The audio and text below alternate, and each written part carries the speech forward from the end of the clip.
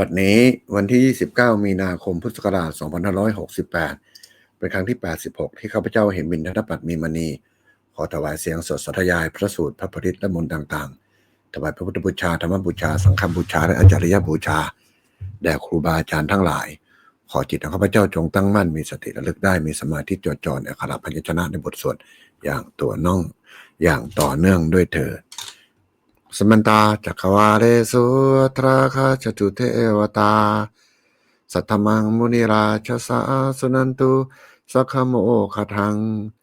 สเคกาเมจรูปเปคิริสิกรตเตจันตริเควิมาเนทิเปรเทจักขาเมตรุวนาคหเนเคหวตุมิเคเตอุมาจยันตุเทวาชลาทลาวิสเมยคาคันทัพนาคาดินันตาสันติเกยังมุนิวรวจนังสาทโวเมสุนันตุธรรมสวนากาโรอยัมปทันตาธรรมสวนากาโรอยัมปทันตาธรรมสวนากาโรอยัมปทันตาอิมนาสการะนะพุทธังอภิปูชยามะอิมนาสการะนะธรรมังอภิปูชยาอิมนาสการสังฆังอภิปูชยามะรังสมมาสมุทโธภควาพุทธังภควันตังอภิวาเทมิสวากขาโตภควตาธัมโมธัมมังนัมสสามิสุปฏิปันโนภควโตสาวกสังฆังนะโมมินะโมตัสสะภะคะวะโตอะระหะโตสัมมาสัมพุทธัสสะนะโมตัสสะภะคะวะโตอะระหะโตสัมมาสัมพุทธัสสะนะโมตัสสะภะคะวะโตอะระหะโตสัมมาสัมพุทธัสสะพุทธังสรณังคัจฉามิธัมมังสรณังคัจฉามิสังฆังสรณังคัจฉามิทุติยมปิพุทธังสรณังคัจฉามิทุติยมปิธัมมังสรณังคัจฉามิทุติยมปิสังฆังสรณังคัจฉามิตติยมปิพุทธังสรณังคัจฉามิตติยมปิธัมมังสรณังคัจฉามิตติยมปิสังฆังสรณังคัจฉานาติเมสรณังอัญญังพุทโธเมสรณังวรังเอเทนะสัจจะโสตเมหุตุสัพพทานาติเมสรณังอัญญังธัมโมเมสรณังวรังเอเทนะสัจจะโสตเมตุสัพพทานาติเมสรณังอัญญังสังโฆเมสรณังวรังเอเตนะสัจจะโสตุเตหุตสัพพทาอิติปิโสภควานังสัมมาสัมพุทโธวิชาจนะสัมปันโนสุขโตโลกวิจูอนุตตรโปริสัทธัมมสาธิสัทธาเทวามนุสนังพุทโธภควติสวะขาโตขอตาธโมสันติติโกอากาศโกเอหิปัสโกโอปะเนโกตังเวทิตาโพหินดูหิเตสุปฏิปันโนภควโตสาสังอุชุปฏิปันโนภควโตสาสังยายาปฏิปันโนภควโตสาสังสามีจิปฏิปันโนภควโตสาสังโฆญาติทังจตาริปุริสยุคันอัตถบริสุบุคลาเอสภควโตสาสังอาหุเนโยภาหุเนโยทักขิเนโยชริกรเนโยตรังวิญญาเกตังโลกัสสาติยาเดธาภูดานิสมคตานิภูมิเนวายาเดวันตัติเกสเปพระภูตาสุมนาภวันตุทารุปสกัจจาสวนันตุภาสิตังทัสมาหิภูตานิสาเมทัสเพเมตากโรตามนุสยาปชายาทิวาจรัตโตจาหารันติเยภริงตัสมาหิเนรัตถะอัตตมตายังจิวิตังอิทังวาโหรังวาสเคสุวายังรัตนังปณิตังนโมสมังอติตเทตถาคเตนะทัพพิพุเตรัตนังปณิตังเอเตนะสัจเจนะสวันตุขยังวิรังอมตังปณิตังยะจัสสคาสกยมุนีมัสมาหิโตนะเตนะตัมเมนะสมติกินจิอิตัมปิตัมเมรัตนังปณิตังเอเตนะสัจเจนะสวัตติโหนตุยัมพุทธาเสโตปริวานาจิยีสุจิงสมาธินันตะริกันจะมาหุสมาธิตาเตนะสมโนะวิชัติอิตัมปิธัมเมรัตนังปณิตังเอเตนะสัจเจนะสวัตติโหนตุเยบุคราอัตตาสตังปัตตาสาจัตตาริเอตานิโยคานิโหนตุเตระคิเนยะสุขัตตาสาสาวกาเอเตสุนินทินมนามิมาปารานิธัมปิสังเขรัตนังปณิตังเอเตนะสัจเจนะสโหนตุเยสุปยุตตามนัสสาทัพเหนะนิกะวิโนโคตะมาสาสนัมปิเตปฏิปตาอมายังคือหาสัทธามุตานิพุติงพุชฌมานาอิธัมปิสังเขรัตนังปณิตังเอเตนะสัจเจนะสโหนตุยะทินทคิโรปัทวิงสิโตสิยาจตุปาวาเตปิอสัมปะคัมปิโยจตุปมังสัพพิปุสังวะธามิโยอริจสัจจานิอเวจจะปัสสติอิทัมปิทังเขรัตนังปณิตังเอเตนะสัจเจนะสวัตติโหนตุเยอริจสัจจานิวิภาวยันติคินพีรับคัมภีระปัญเยนะสุเทสิตานิกินจาปิเตโหนติผู้สัพพมตานะเตภวังอัตถปมาทิยันติธัมเพสังเขรัตนังปณิตังเอเตนะสัจเจนะสวัตติโหนตุยาสหวสาทัสนายสัมมาทายะตายสุธรรมาชหิตาภวันติสกยทิฏฐิวิติติคินติตัจจาสีรพัตังวาปิยะทันติกินจิตตุหะปาเยหิจะวิปมุตโตชะจาพิตานานิอาคาโภกาตงอิทัมปิสังเขรัตนังปณิตังเอเตนะสัจเจนะสวัตติโหนตุกินจาปิโสกมังกโรติปาปกังกายนะวาจารุจาเจรสาวะอาคาโภโสตสะปฏิทัฏฐายะอาคาปตาริทัปะทัสอุตตาอิทัมปิสังเขรัตนังปณิตังเอเตนะสัจเจนะสวัตติโหนตุวนาปะโค คุมเหยถาบุตรีสักเคคิมหานามาเสปตามัจมิงกิเมตตูปมังธรรมวรังอเดสยินิพารานะคมิงปัทมังหิตายะอิตัมปิพุเทรัตนาปณิตังเอเจนะสัจเจนะโสตหุนตุยวะโรวรัญยุวะโรวรโทวราหาโลอนุตโรธรรมวรังอเดสอิตัมปิพุเทรัตนาปณิตังเอเจนะสัจเจนะโสตหุนตุขีนังปุรนังนะวังนติสัมภวังเอภวิวรตจิตานิยะติเกภสมิงเตขีนาปิชาอวิโรหิชันทานิพันติทีรายะธายัมปฏิโปอิทัมปิสังเขรัตนังปณิตังเอเดนะสัจเจนะสัทธันตุยานิทาภูตานิสมกตานิปุมณีวายะเดวันตะเรเขตถาคตังเทวสุปจิตังพุทธังนมัสสะมะสวะเตวันตุยานิทาภูตานิสมกตานิปุมณีวายะเดวันตะเรเขตถาคตังเทวมนุสุปจังธัมมังนมัสสะมะสวะเตวันตุยานิทาภูตานิสมกตานิปุมณีวายะเดวันตะเรเขตถาคตังเทวสุปจิตังสังฆังนมัสสะมะสวะเตวันตุสัพพโรคาวินิมุตโตสัพพะสันตาภวจิโตสัพพะเวทาวะเวรมติกันโตนิพุตโตจตุบังภวะสปิติโยวิวัชชันตุสัพพโรโควินัสตุมาเตภวัตวัตรโยสุขีติกายโกภวะอภิวานาสีลิสนิจังวุฒปัจจัยโนจัตตโรธรรมวัจโยโนสุขังพลังเอวเมสุตังเอกังสมัยยังภควาวิหารติขยาสีเสสัตถิงพิโคสัตถะตัตโคภควาวิโคมันเตสิสัพพังพิกเวอธิตังกินเจกินจาพิกเวสัพพังอธิตาจักโควิพิกเวอธิตังรูปาอธิตาจักโควินังอธิตังจักโคสัมปโสทิโตยเมทังจักโคสัมปัสปัจเชยปเจติวัติยตังสุขังวัตุขังวะทุกขสุขังวะตัมเปติตังเกนะอธิตังอาคาคิโนตุสกินาวะเกนาอธิตังชาติราชรามณีนาโสกิปิปฏิเทวตุเขตุมะวิยาสิอธิตังเทวาทมิโสตังอธิตังสัทธาอธิตาโสตวิยนังอธิตังโสตสัมปโสทิโตยเมทังโสตสัมปัจปัจเจยปจิติเวทิยตังสุขังวัตุขังวะอาทุขังสุขังวะตัมปิอธิตังเกนะอธิตังราคาคิโนตุสกินาโมเกนะอธิตังทัดยาชารานามณีนาโสกิปฏิเทวตุเขตุมะสิอุปยาสิอธิตังติวาทามิขนังอธิตังคณะอธิตังคณะวิยนังอธิตังคณะสัมปโสทิโตยเมทังคณะสัมปัจปัจเจยปจิติเวทิยตังสุขังวัตุขังวะอาทุขังสุขังวะตัมปิตังเกนะอธิตังราคาคิโนตุสกินาโมเกนะอธิตังชาติราชารานามณีนาโสกิปฏิเทวตุเขตุมะสิอุปยาสิอธิตังติวาทามิจุหาอธิตารสาอธิตาจุหาวิยนังอธิตังจุหาวิยนังชิวหาสัมปโสทิโตยามิตังชิวหาสัมปัสปัจจยปจิติเวทิยตังสุขังวะทุขังวะอาทุขังตังวะตัมปิอธิตังเกนะอธิตังราคาคิโนตุสกินะโมคณะอธิตังชาติราชารานามณีนาโสกิปฏิเทวตุเขตุมะสวิยาเสอิเตนันติวาทามิชโยติโตปุตตภาติตากายวิยนังอธิตังกายสัมโพธิโตยามิตังกายสัมปัสปัจจยปจิติเวทิยตังสุขังวะทุขังวะอาทุขังวะสุขังวะตัมปิอธิตังเกนะอธิตังราคาคิโนตุสกินะโมคณะอธิตังชารานาามณีนาโสกิปฏิเทวตุเขตุมะสวิยาเสอิเตนันติวาทามิมโนทิโตธรรมาทิตามโนวิญญาณอธิตังมโนสัมปโสทิโตยะเมตังมโนสัพพะสัพพะยาปัจจติเวทยตังสุขังวะทุขังวะอาทุขังสุขังวะตัมปิอธิตังเกนะอธิตังราคาคิโนโตสักเกนะโมคณะอธิตัง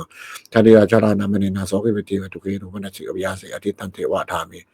เอวังปัสสังวิกเวสุตวารีสาวโกจักขุสมิปินิปินติรูปสุปินิปินติจักขุญาณิปินิปินติจักขุสัมปสปินิปินติยะเมตังจักขุสัมปัสสัพพะยาปัจจติเวทยตังสุขังวะทุขังวะอาทุขังสุขังวะตัสมิงปินิปินติโสตสัมมิปินิปินิสัตเทสุปินิปินิโสตวิยานิปินิปินิโสตสัมปัสสปินิปินิยัมเบทังโสตสัมปัจจยาปัจจติเวทยตังสุขังวะทุขังวะอาทุขังสุขังวะตัสมิปินิปินิติขณะสัมมิปินิปินิติขณะสุปินิปินิติขณะวิยานิปินิปินิติขณะสัมปัสสปินิปินิติยัมเบทังขณะสัมปัสสปัจจยาปัจจติเวทยตังสุขังวะทุขังวะอาทุขังสุขังวะตัสมิปินิปินิติชิวหายปินิปินิติรัสเสสปินิปินิติหาวิยานิปินิปินิชิวหาสัมปัสสปินิปินิยัมเบทังชิวหาสัมปัสสปัจจยาปัจจติเวทยตังสุขังวะทุขังวะอาทุขังสุขังวะตัสมิปินิปินิติกายสมิงปินิปินิโพธเปสุปินิปินิกายวินาปินิกายวิญญาณิปินิปินิกายสัมปัสสิปินิปินิยามิทังกายสัมปัจจปัจจยาปฏิเทเวทยตังสุขังวะทุขังวะอาทุขังสุขังวะตัสมิงปินิปินิมนาสมิงปินิปินิธรรมเมสุปินิปินิมโนวิญญาณิปินิปินิมโนสัพเพสปินิปินิยามิทังมโนสัพพะปัจจยา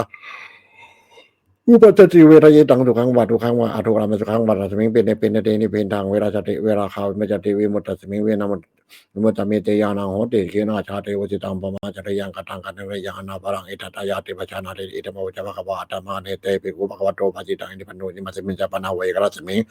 พยมเนตาสาริโคสาสัทธาอนุปารายะอาเสอาสะเวจิตานิมุติโสเต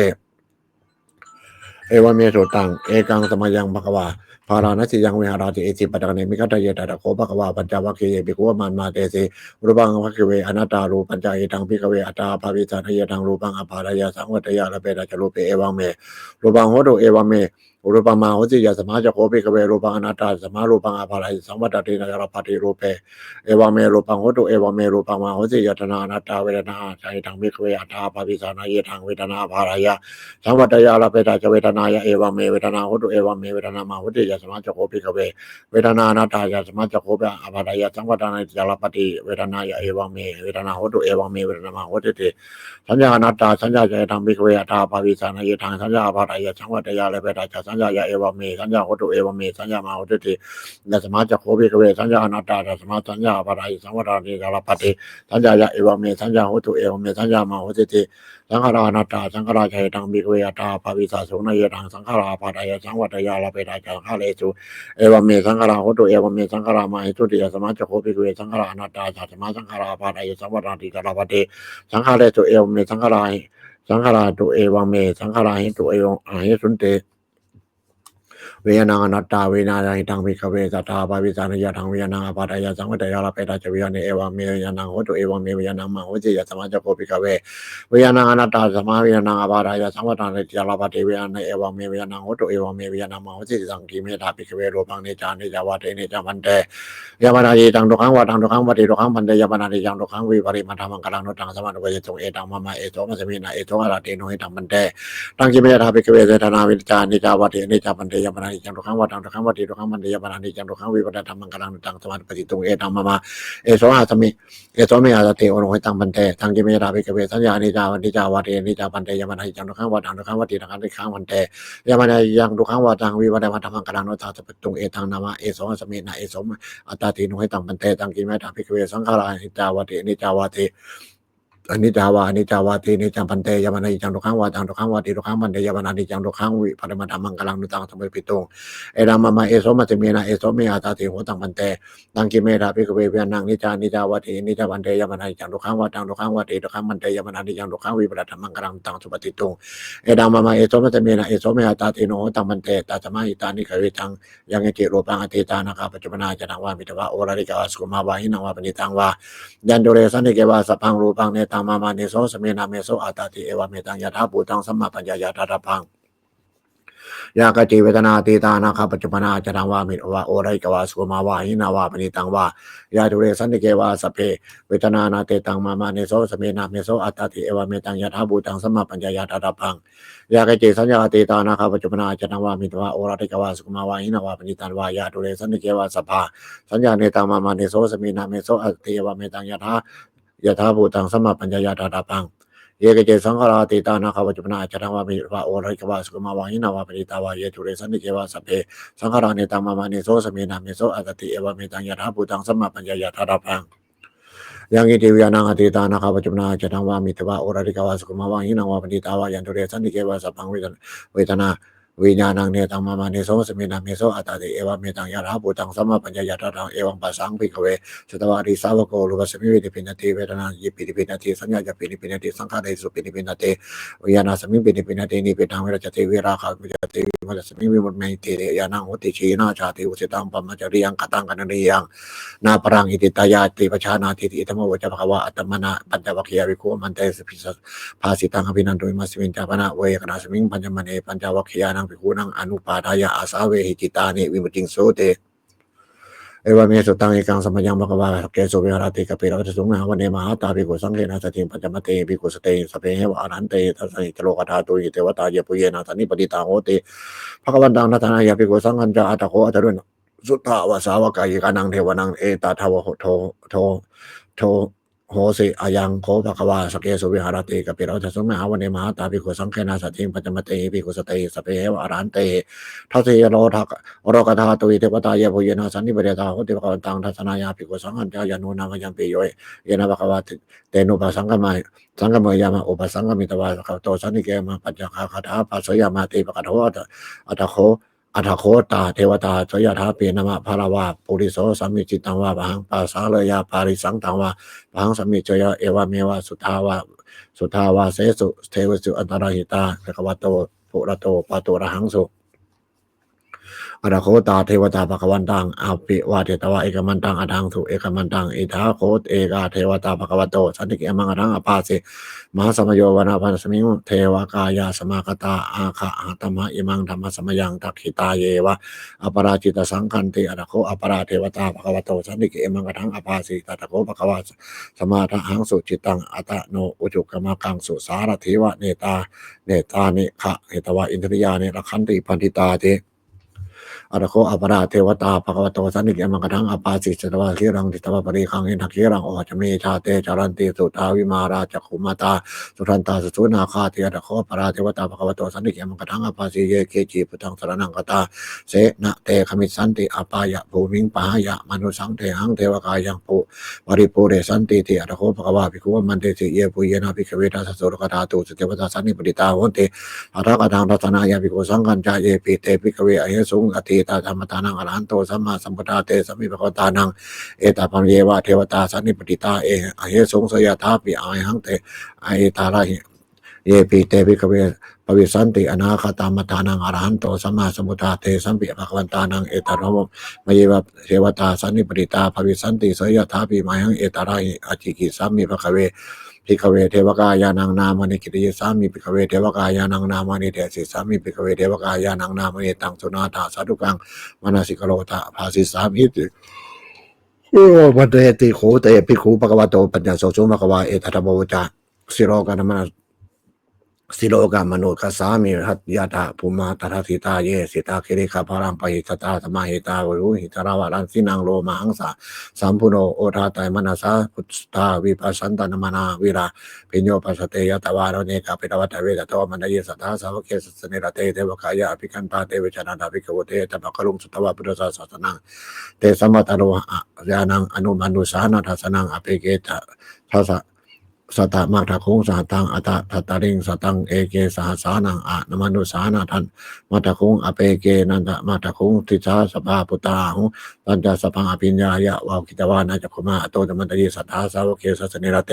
เทวกายอภิกันตาเทวจานาภคิวอโยเยวหังกิติยสามีขีอะไรอนุปุปโสสตาสาสาวะยะคาปุมากาปิตวัตวายติมันโตจุติมันโตวันนาวันโตยะสสิโน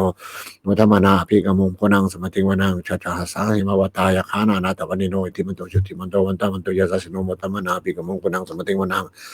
สาตาเกราตาสหสายะคานานาติโนอิติมันโตจุติมันโตวันนาวันโตยะสสิโนมุตมนาภิกมุมพนังสมติงวนังอิเจเตโสรสะสหสสะอาสายะคานานาตวันนิโนอิติมันโตจุติมันโตวันนาวันโตยะสสิโนมุตมนาภิกมุมพนังสมติงวเวสามิตมัจจสตายะคานานาตอิติมันโตจุติมันโตวันนาวันโตยะสสิโนมุตมนาภิกมุมพนังสมติงวนังโอเมโลราชาเยโกเวปุระสานิเวสนังวิญโยนังสัตตาสาสังยคานังปาริปายิรูปาสติอุมิโรราชาเยโกโสภคาสเปติวนังปุริมันตดิสังราชาทัตระโตปัสสาสติอันทัพพระนางอธิปติมหาราชายาสัสสิตปุตตาปิตาสัพพวินัมนามหาปรายติมันโตจุติมันโตวันนามันโตยสัสสิโนมัตมนาภิกมุงปนังสเปติวนังทักขินันจาริสังราชาวิโรโหตัปปัสสาสติกุมรันทนาอธิปติมหาราชายาสัสสิตปุตตาปิตาสัพพวินัมนามหาปรายติมันโตจุติมันโตวันนามันโตยสัสสิโนมัตมนาภิกมุงปนังสมติงนังปัญจิมัญจติสังราชาวิรูปโคภาษาติยาคณาธิปติมหาราชายาสัสสิปุตตาปิตาสัพพะเวทิมนามหาปรายทิมันจุติมันโตวันนามันโตยสัสสิโนมัตมนาภิกมุงปนังสมติงนังอุตรัญจติสังราชาคุเวโรตภาษาติยาคณาธิปติมหาราชายาสัสสิปุตตาปิตาสัพพะเวอินทมนามหาปรายทิมันโตจุติมันโตวันนามันโตยสัสสิโนมัตมนาภิกมุงปนังสมติงวนัง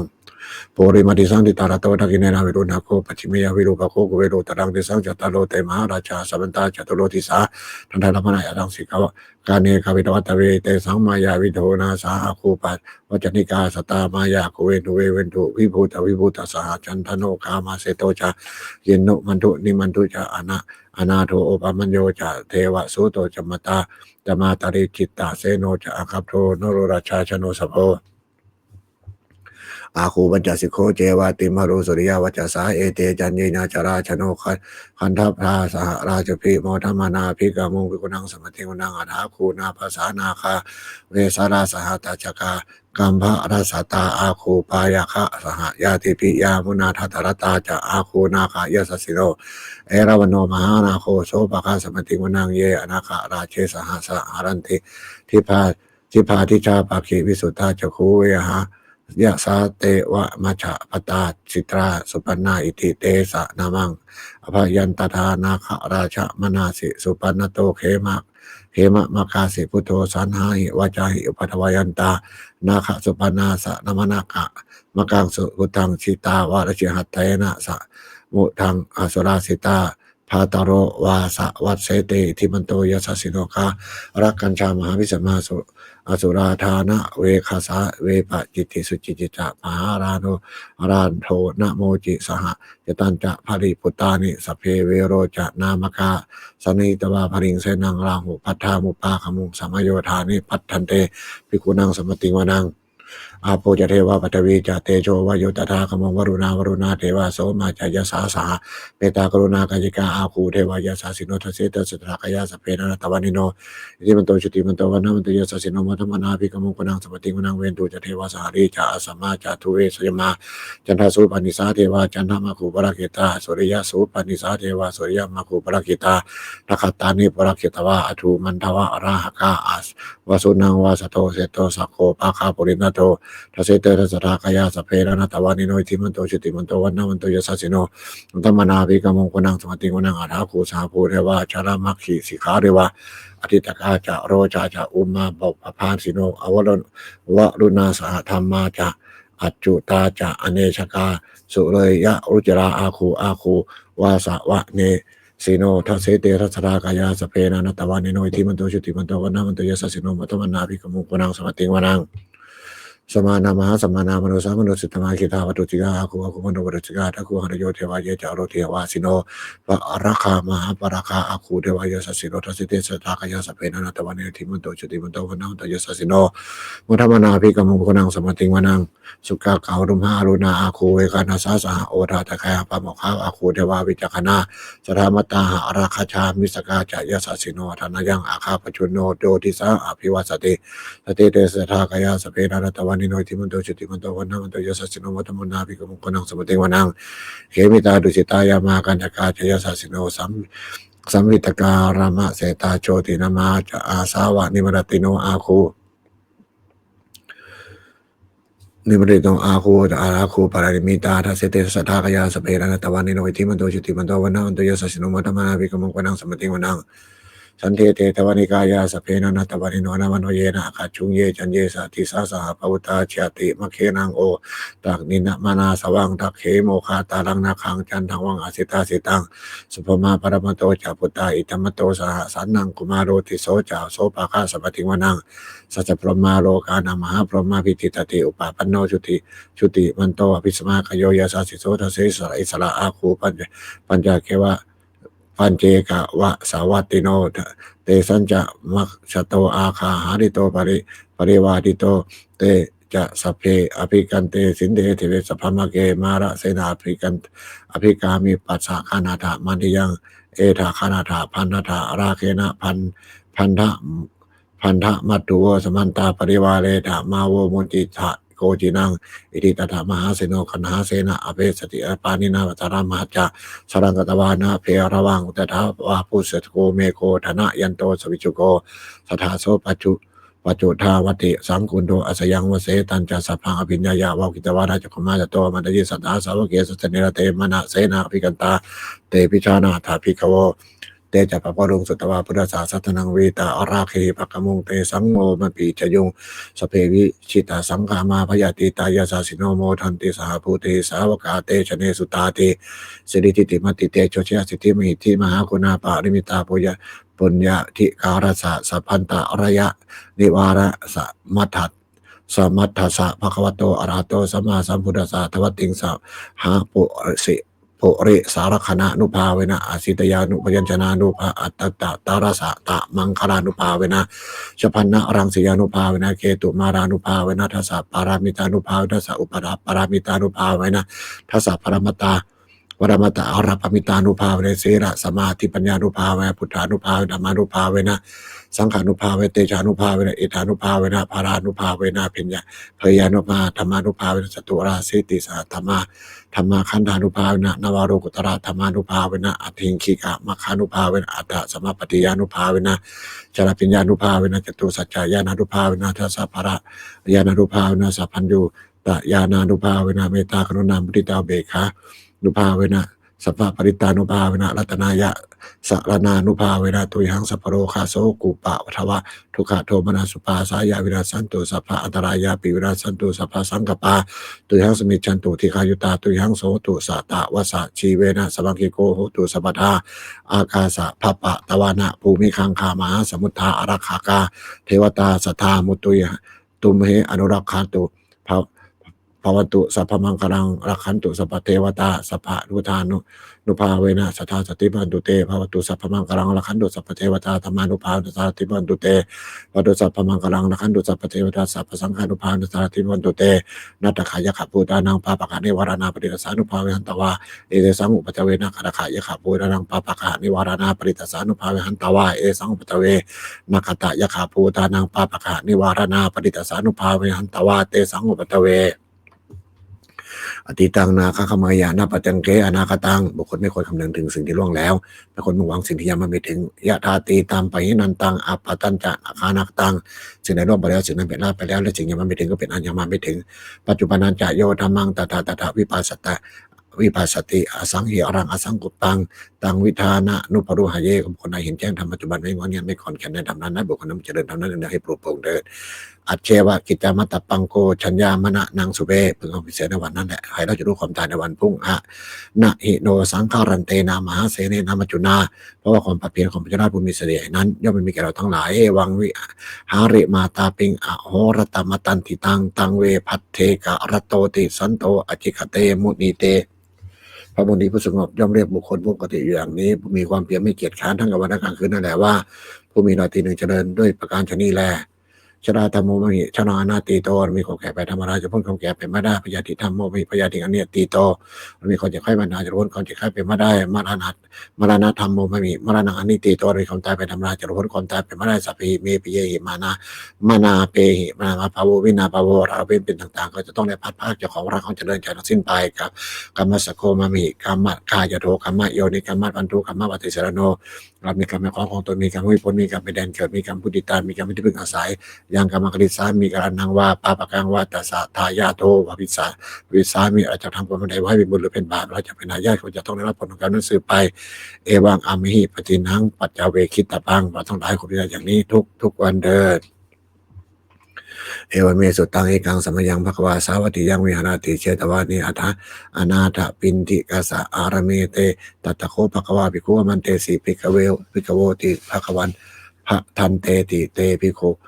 ภควโตปัญจโสสุงภควาเอตวโรจาเมตายาภิกขเวเจโตวิมุตติยาอเสวิตายาภวิกตายาภูริกตายายานิกตายาวัตุกตายาอนุทิตายาปริจิตายาสุสมารัตเทยะเอกทัสสาสานิสังสาปฏิคังคะขัตเมเอกทัสสะสุขังสุปฏิสุขังปะพุชตินะปาปะกังสุปินังปัสสติมนุสานังปิโยโหติอมนุสานังปิโยโหตุเทวตาลักขิตานาสะอขิวาวิหังวิสังนาอัตสัทธังวากะมติตุวตังจิตังสมาธิยติมุขวันโนวิปัสสิทติอาสามุโภคารังคโรติอุตริงอาปาติวัตวิชันโนพมโรคูปโคโหติเมตยาภิกขเวเจโตวิมุตติยาอสิวิตายาภาวิกตายาภูริกตายานิกตายาทุกตายาอนุติตาปริจิตายาสุสมาตตายาอิเมเอกาทาสานิสังสาปฏิกังขาอธิอนุติโสภรณาเมตตาโดยมุติอธิอดิโสภรณาเมตตาเจโตยมุติอธิทิสาภรณาเมตตาเจโตยมุติกติหาการหิอนุติโสภรณาเมตตาเจโตยมุติกติหาการหิโอติโสภรณาเมตตาเจโตยมุติกติหาการหิทิสาภรณาเมตตาเจโตยมุตติปัจจหาการหิอนุติโสภรณาเมตตาเจโตยมิสัตตหาการหิโอติโสภรณาเมตตาเจโตยมิสหาการหิอติสาภรณาเมตตาเจโตยมิกติเมหิสัทธาจักริอนุติโสภรณาเมตตาเจโตยมุติสเปสตาเวลายปชานิคาสุขิตนปนันตุสเปปานาเวลายปชานิคาสุขิตนปนันตุสเปปูตาเวลายปชานิคาสุขิตนปนันตุสเปปุคลาเวลายปชานิคาสุขิตนปนันตุสเปอัตภาวะปริยปันนาเวลายปชานิคาสุขิตนปรันตุติมีปัญหาการอนุติโสปรณาเมตตาจิตโตมิกตาเมหิสถาการโอติโสปรณาเมตตาจิตโตวิมุตติ สภาอิติโยเวลายปัจจานิคาสุขีตนังปะหันตุสัพเพปุริสาเวลายปัจจานิคาสุขีตนังปะหันตุสัพเพอนิยาเวลายปัจจานิคาสุขีตนังปะหันตุสัพเพอนันติยาเวลายปัจจานิคาสุขีตนังปะหันตุสัพเพเทวาเวลายปัจจานิคาสุขีตนังปะหันตุสัพเพมนุสาเวลายปัจจานิคาสุขีตนังปะหันตุสัพเพมนุสาเวลายปัจจานิคาสุขีตนังปะหันตุสัพเพวินิปติกาเวลายปัจจานิคาสุขีตนังปะหันตุอิมิหิสตากะริโอริโสปรณาเมตตาเจโตวินิกเตนิทัสสากะริทิสาปรณาเมตตาเจโตวิมุตติสัพเพปรติมายติสายาสตาเวลายปัจจานิคาสุขีตนังปะหันตุสัพเพปัจฉิมายติสายาสตาเวลา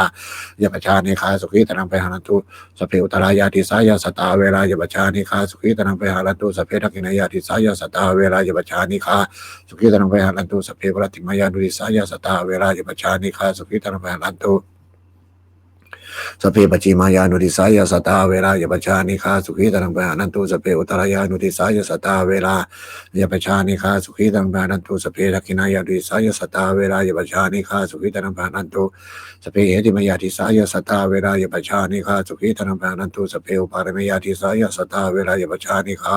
สุขีตนังปะหันตุสัพเพปรติมายติสายาปานาเวลายปัจจานิคาสุขีตนังปะหันตุสัพเพปจิมายติสายาปานาเวลายปัจจานิคาสุขีตนังปะหันตุสัพเพอุตรายติสายาปานาเวลายปัจจานิคาสุขีตนังปะหันตุสัพเพทักขินายติสายาปานาเวลายปัจจานิคาสุขีตนังปะหันตุสัพเพปรติมายติสายาปานาเวลายปัจจานิคาสุขีตนังปะหันตุสัพเพปจิมายานุติสายปานาเวลายปัจจานิคาสุขีตนังปะหันตุสัพเพอุตรายานุติสายปานาเวลายปัจจานิคาสุขีตนังปะหันตุสัพเพทักขินายนุติสายปานาเวลายปัจจานิคาสุขีตนังปะหันตุสัพเพเหติมายติสายปานาเวลายปัจจานิคาสุขีตนังปะหันตุสัพเพอุปาริมายติสายปานาเวลายปัจจานิคาสุขีตนังปะหันตุสัพเพปรติมายติสายภูตาเวลายปัจจานิคา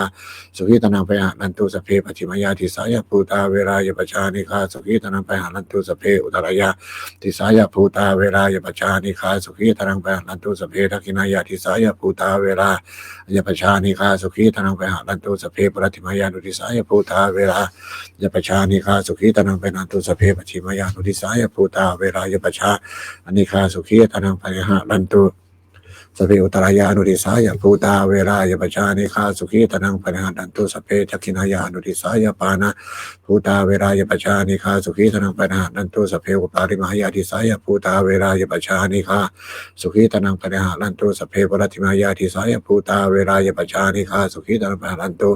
สัพเพปรติมายติสายบุคลาเวลายปัจจานิคาสุขีตนังปะหันตุสัพเพปจิมายติสายภูตะบุคลาเวลายปัจจานิคาสุขีตนังปะหันตุสัพเพอุตรายาติสายบุคลาเวลายปัจจานิคาสุขีตนังปะหันตุสัพเพทักขินายติสายบุคลาเวลายปัจจานิคาสุขีตนังปะหันตุสัพเพปรติมายานุติสายบุคลาเวลา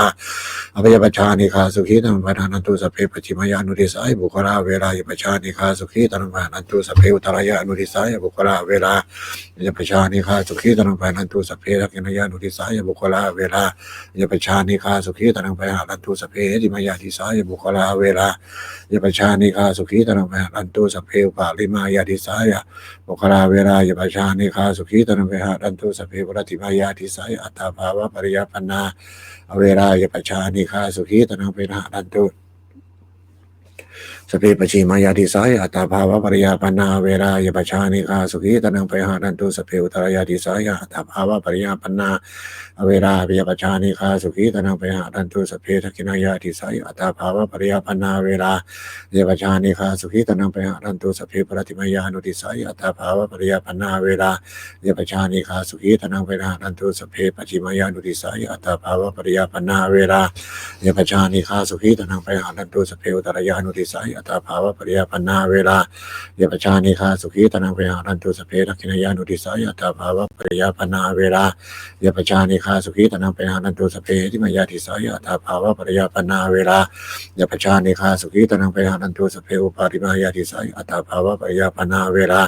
ยปัจจานิคาสุขีตนังปะหันตุสัพเพสภาปรติมายติสายอิติโยเวลายปัจจานิคาสุขีตนังปะหันตุสภาปฏิมายติสายอิติโยเวลายปัจจานิคาสุขีตนังปะหันตุสภาอุตรายติสายอิติโยเวลายปัจจานิคาสุขีตนังปะหันตุ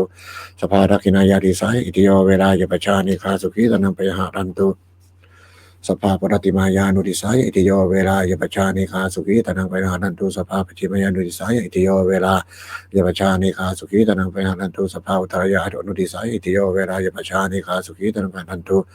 สภาทักขินายานุติสายอิติโยเวลายปชานิคาสุขีตนังไปหานันตุสภาเหติมายาติสายอิติโยเวลายปชานิคาสุขีตนังไปหานันตุสภาอุปาริมายาติสายอิติโยเวลายปชานิคาสุขีตนังไปหานันตุสภาอุปรติมายาติสายบุติสาเวลายปชานิคาสุขีตนังไปหานันตุสเพปัจฉิมายาติสายบุติสาเวลายปชานิคาสุขีตนังไปหานันตุสเพอุตรยาติสายบุติสาเวลายปชานิคาสุขีตนังไปหานันตุสเพทักขินายาติสายบุติสาเวลายปชานิคาสุขีตนังไปหานันตุสเพปรติมายานุติสายบุติสาเวลายปชานิคาสุขีตนังไปหานันตุสเพปัจฉิมายานุติสายบุติสาเวลา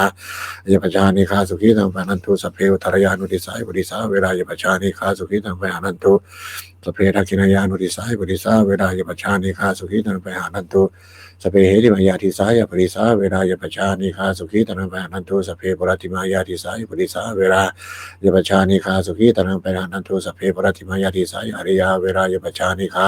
สุขีตนังไปหานันตุสเพปัจฉิมายาติสายอริยาเวลายปชานิคาสุขีตนังไปหานันตุสเพอุตรยาติสายอริยาเวลายปชานิคาสุขีตนังไปหานันตุสเพทักขินายาติสายอริยาเวลายปชานิคาสุขีตนังไปหานันตุสเพปรติมายานุติสายอริยาเวลายปชานิคาสุขีตนังไปหานันตุสเพปัจฉิมายานุติสายอริยาเวลายปชานิคาสุขีตนังไปหานันตุสเพอุตรยาติสายอนุติสายอริยาเวลายปชานิคาสุขีตนังไปหานันตุสเพทักขินายานุติสายอริยาเวลายปชานิคาสุขีตนังไปหานันตุสเพที่มายาติสายอริยาเวลายปชานิคาสุขีตนังไปหานันตุสเพอุปาริมายาติสายอริยาเวลายปชานิคาสุขีตนังไปหานันตุสเพปรติมายาติสายอริยาเวลายปชานิคาสุขีตนังไปหานันตุสเพปรชิมายาติสายอริยาเวลายปชานิคาสุขีตนังไปหานันตุสเพอุตรยาติสายอริยาเวลายปชานิคาสุขีตนังไปหานันตุสเพทักขินายาติสายอริยาเวลายปชานิคาสุขีตนังไปหานันตุสเพปัจฉิมายานุติสายอริยาเวลายปชานิคาสุขีตนังไปหานันตุสเพอุตรยานุติสายอริยาเวลายปชานิคาสุขีตนังไปหานันตุสเพทักขินายานุติสายอริยาเวลายปชานิคาสุขีตนังไปหานันตุสเพที่มายาติสายอริยาเวลายปชานิคาสุขีตนังไปหานันตุสเพอุปาริมายาติสายอริยาเวลายปชานิคาสุขีตนังไปหานันตุสเพวรติมายาติสายเทวาเวลายปชานิคาสุขีตังปนันตุสเพวติมายาติสายเทวาเวลายปชานิคาสุขีตังปนันตุสเพวตรยาติสายเทวาเวลายปชานิคาสุขีตังปนิหานันตุสเพทักขินายาติสายเทวาเวลายปชานิคา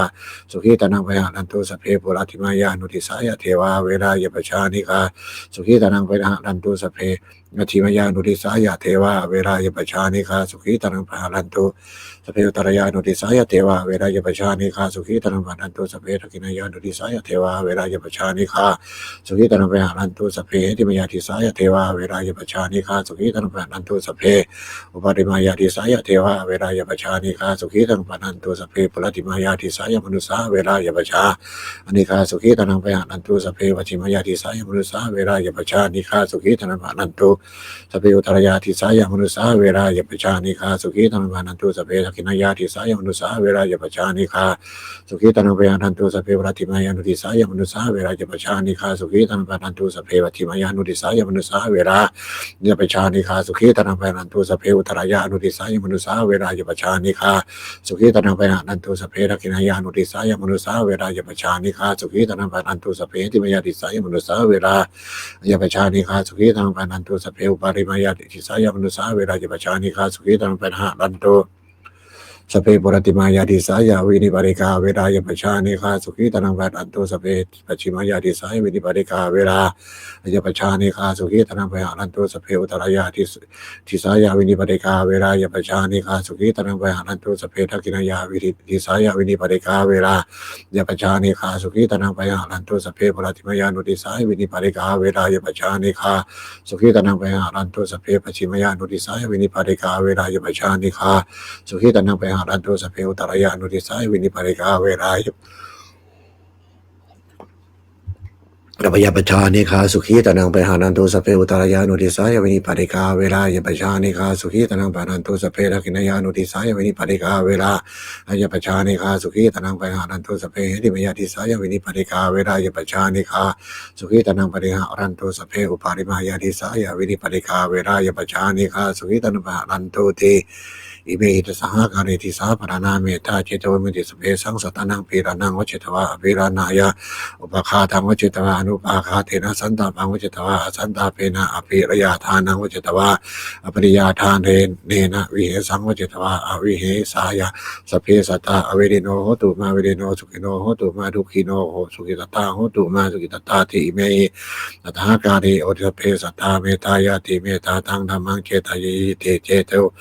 สัพพพยาปะทาปะริยุตาเนหิมุจติติวิมุตติเมตตาจะเจโตวิมุตติชาติเมตตาเจโตวิมุตติเมตตาภมวิหารภาวนานิติตา